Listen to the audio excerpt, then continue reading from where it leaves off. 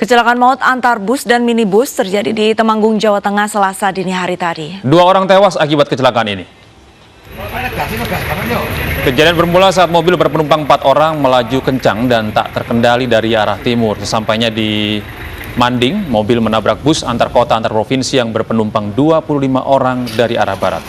Para korban dievakuasi oleh polisi dibantu warga sekitar dan dibawa ke Rumah Sakit Umum Daerah Bojonegoro, Temanggung. Polisi masih menyelidiki penyebab pasti kecelakaan ini. Akibat kejadian ini, 2 penumpang mobil minibus tewas di lokasi kejadian, sedangkan 2 penumpang lainnya terluka.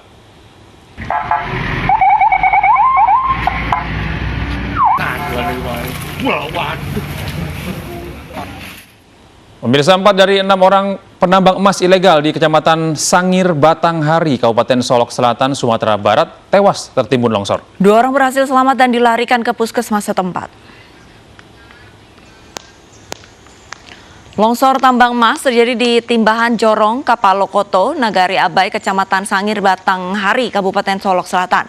4 orang dari 6 penambang tertimbun longsor tambang emas ditemukan meninggal dunia, sementara 2 lainnya selamat.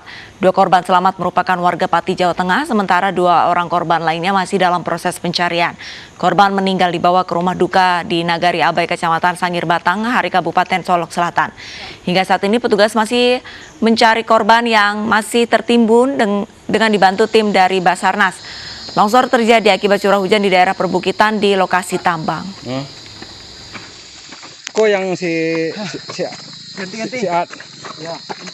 Ganti-gantian. Dan untuk mengetahui informasi selengkapnya mengenai longsor tambang emas di Solok, Sumatera Barat telah tersambung dengan Kalaksda BPBD Solok Selatan, Pak Rici Amran. Selamat pagi, Pak Rici. Ya, selamat pagi, Mas. Ya, bagaimana informasi terkini dari longsor di tambang emas di Solok, Sumatera Barat ini, Pak Rici?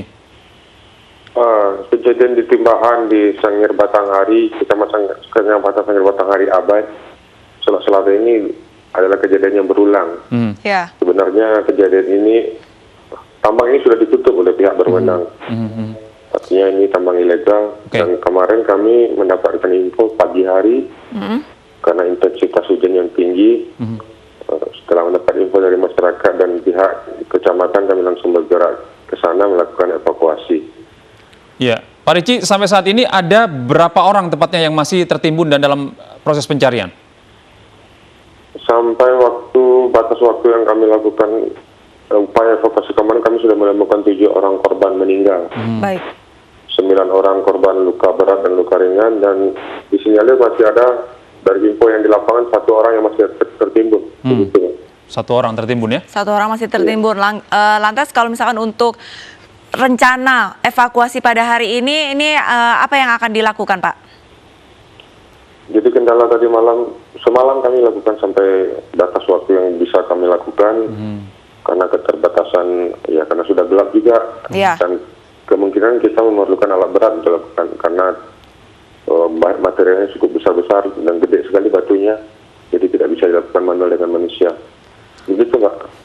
Berarti apakah hari ini akan diturunkan alat berat untuk mencari 1 korban yang masih tertimbun? Insya Allah didukung oleh 1 alat berat di sana, dan kita akan bisa maksimalkan jika tidak terjadi kesalahan di lapangan. Kita dibantu juga tim TNI Polri juga serta Basarnas pada hari ini, Mbak. Ya, rencananya akan sampai kapan, Pak, pencarian ini dilakukan? Kami akan mengupayakan maksimal, Mas. Semaksimal yang kami bisa, karena kondisi alam yang di sana cukup berat juga. Ya. Jadi untuk mencapai lokasi butuh waktu dan upaya yang ekstra juga, karena sangat-sangat ekstrim lokasinya, begitu, Mas. Ya. Baik, kalau dari jalan besar untuk menuju ke lokasi ini membutuhkan waktu berapa lama, Pak?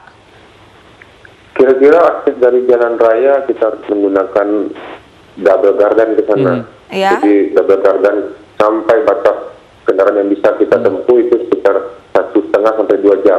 Dan kita lanjutkan dengan jalan kaki. Ke lokasi 2 sampai 3 jam. Itu, Mbak, estimasi perjalanan menuju ke lokasi. Iya, baik, terima kasih Pak Rici Amran, Kalaksda BPBD Solok, Sumatera Barat. Selamat bertugas kembali. Dan pemirsa, saat lagi kami masih akan kembali dengan informasi penting lainnya. Ya, seperti jenazah ibu dan anak ditemukan tewas di kamar mandi rumahnya di Kendal, Jawa Tengah. Sesaat lagi, tetaplah di News Pagi.